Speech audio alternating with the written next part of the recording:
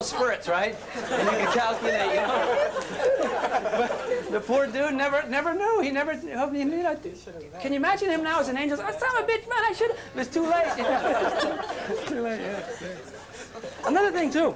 When I was in Boston, the very first job I ever had when I got out of high school was I was an errand boy. And as an errand boy one time, I remember it was in Everett, Mass., and there the MTA goes up on the top.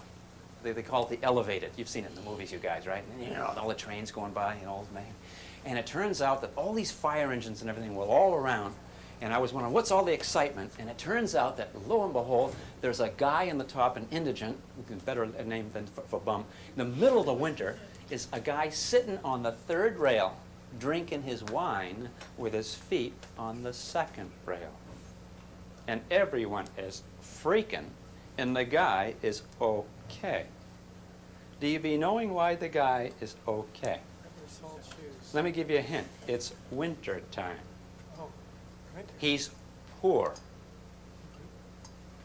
He can't afford nice thermal underwear and nice down parkas. So what does he use, gang? Begin with P and with aper. Got a news in the front. Newspaper. This guy was all plastered with newspaper inside. Guess what is a very good heat conductor? Newspaper. No. Heat insulator. Heat insulator. You through you guys. Heat insulator. Newspaper, right? Why is newspaper a good heat insulator? Because it doesn't have those loose electrons. And guess what is also a good electrical insulator for the very same reason? Beginning with N and with paper. Try it. Newspaper. And this guy had a lot of newspaper, a nice insulator. And what he did is he effectively increased the electrical resistance between him and the tracks. And so this relationship, current proportional to voltage difference, becomes an exact equation when I include the idea of resistance.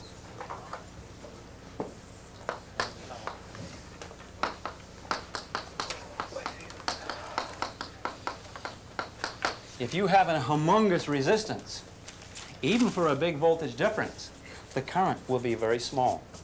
So how much current flows through things has to do with two ideas, gang. What's the voltage difference across the ends of the conductor? And what's the resistance that conductor offers to a current flow to begin with? And that usually has to do with the geometry and the material of the conductor. Like a great big fat piece of copper has less resistance than a little skinny piece of copper. Just like a great big humongous pipe will have less resistance to the flow of water than a little skinny pipe, yeah? And how about a lamp like this? This copper right here, it's relatively thick, but it's very, very thin in there where the filament is. Guess where most of the resistance is across these two leads? Begins with F-I-L. Filament. In that filament is most of the resistance. And guess where most of the energy is dissipated going from here to here when I touch it across the battery? Right in the filament. In fact, the filament reacts so bad, it turns white hot with heat. Look at that. It's glowing. And there's your lamp. Isn't that nice? Now you can read books and things at nighttime without having to kill whales. You just use a battery. Ain't that nice? Okay. A little film. You don't need a flame. Just make that little piece of tungsten wire. Get so hot it'll glow. And that glowing, of course, there's your light. Kind of neat, yeah? So we measure current in amperes, amps, okay? And we measure voltage in volts. And we measure resistance in ohms. All together now. Ohms. Okay, there's an ohm, yeah. That's ohms. In fact, ohms are written like this. Greek letter omega, ohm. Voltage is written like this, V, and current is N. Amps, the unit is amps, and oftentimes we call current I. So we could say I equals V over R. And it's the old song and dance, gang, that if you know two of these things, you know the other. Like, for example, let's suppose I tell you the resistance of this little lamp is 1 ohm. And I put it across this 12-volt battery. There are people in this room besides Lee who can tell me how much current is flowing through the battery. And then there are people that can't. Check to see if you're sitting next to someone who can. 1 ohm resistance, 12 volts across the battery. What's the answer, gang? 12. And that's 12 amps. That's Ohm's law. Ohm's law. Ohm's law just gives us the relationship between current, voltage, and resistance. Kind of neat stuff. Now, when I touch this, like this, gang, I'm getting current that flows in one direction. Goes from here to here or here to here. I don't forget which is which. Okay? But it flows all in one direction. We have a name for current that has one direction of flow. Guess what we call it, gang? Direct current. DC. To say you have DC current is to say you have current that flows in one direction. That doesn't mean it has to be steady, steady, steady. It could be pulsed. It could go off, on, or something like that. But always one direction through the wire. And then you have the kind of current that lights the lamps in the room here and at home. And the kind of current you have in your home, and what is that? It alternates back, forth, back, forth. We call the kind of current that alternates back and forth, guess what? Alternating current, AC, okay? And here's how the AC current works. You see this washing machine right here? See the washing machine agitator? I'm going to put my clothes in here. Can you see that? Look at the motor underneath there, gang. Notice all it is, it's a region that contains water, and it's got a paddle like that. And notice that paddle is hooked up here, and I want to make this thing go chung, chung, chung, chung. That's what I want to do, right? And notice down here, it's all watertight, and I got that paddle. Notice these two leads? See they're lucite? You can even see right through them, okay? Filled with water, yeah? See those two holes in the wall? Watch this.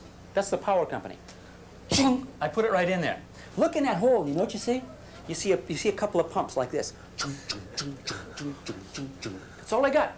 That's what the power company does. Okay? So you put this in, okay? You connect it. Boom! What's your water doing now? The water. Can you see it? Over here. What's it doing over here to the paddle? What's happening? Your washing machine? Water power. Hey, water power. Helps you wash your clothes. We do the same thing without water. Guess what you use instead of water, gang? Begin with E. Electrons. The electrons in a piece of copper wire. You can make those things slosh back and forth too. And you plug it in the plug in your house, and what do? What the power company does, it'll just move them. And by the way, did you catch in the chapter? How many electrons come from the power plant to your house annually, about? A lot or a little?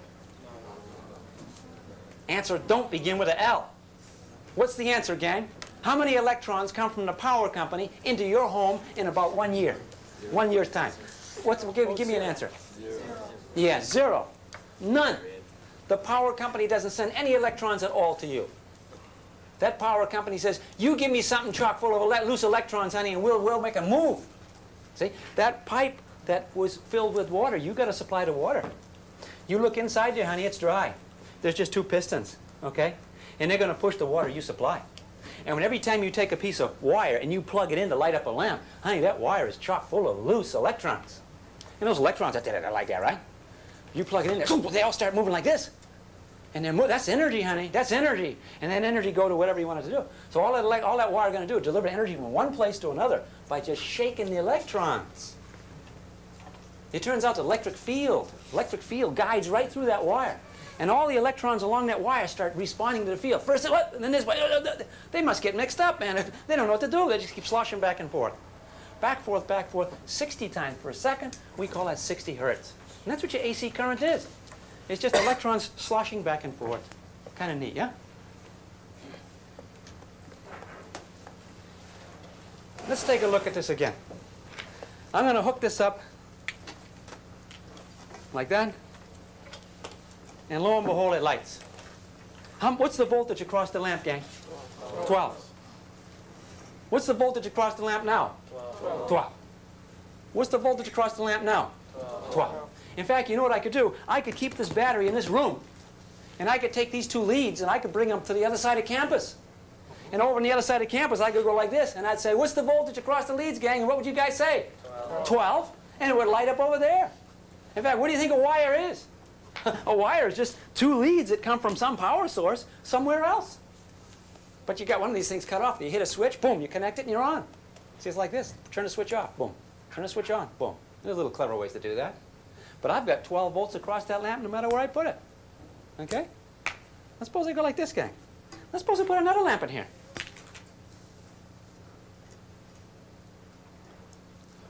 I'll put another lamp in series. Series. I'm using your word, gang. Series. Huh? Yep.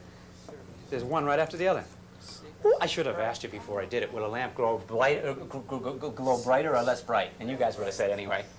Less bright. And I say, what's the voltage across the two lamps? And you guys would have said, what's the voltage across one lamp? And you guys would say, 6. Yay, feels good, feels good. 6. 6 and 6 is what? 12. 12, that's right, too. If you take the 6 volts across this 1 ohm, what's the current in there?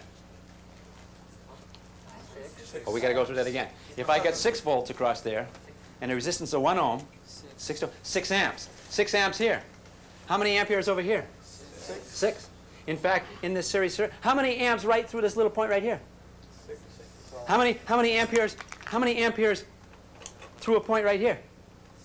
6. And how many amperes flew through the battery? 6. 6. 6. 6. 6. 6. All the way along. How many amperes up here? None. This is not part of the circuit. My circuit's right through there. See what I'm saying? The current flowing through the circuit. And the circuit now has twice as much resistance as before. If it got twice as much resistance, what's the current? Half as much. Do you see? Ohm's law kind of says it all. Ain't that neat? All right, now here's what I'm going to do, and everyone's going to get this right.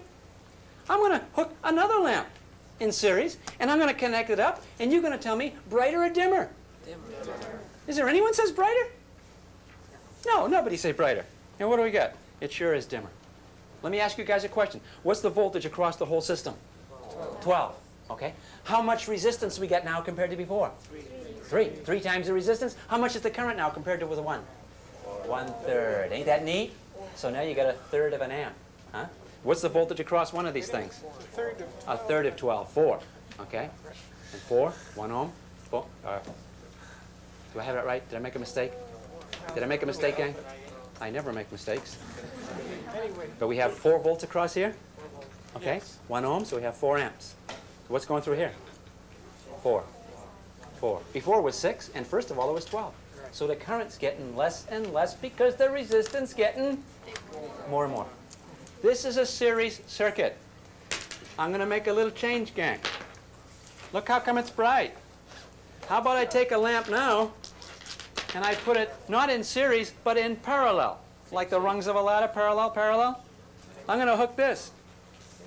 What's going to happen to the brightness of that lamp when I connect this? How many say nothing? My people, that's right.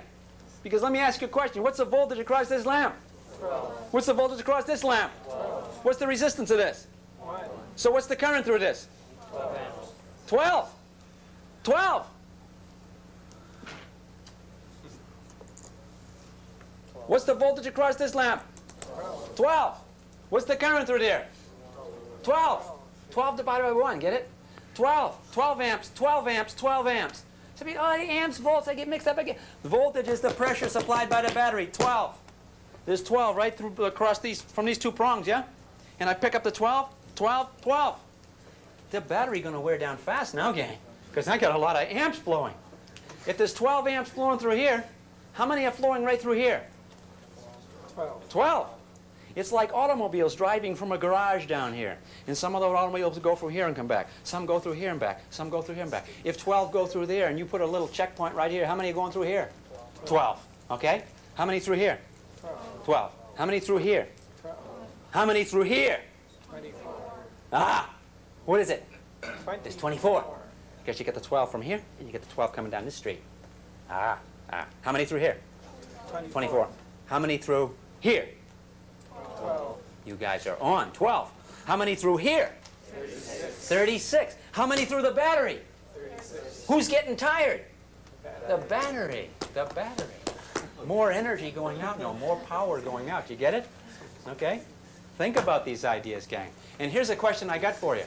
As you continue to put more and more resistors, does the battery see an overall resistance that is more or is less? And why? Think about that. Physics.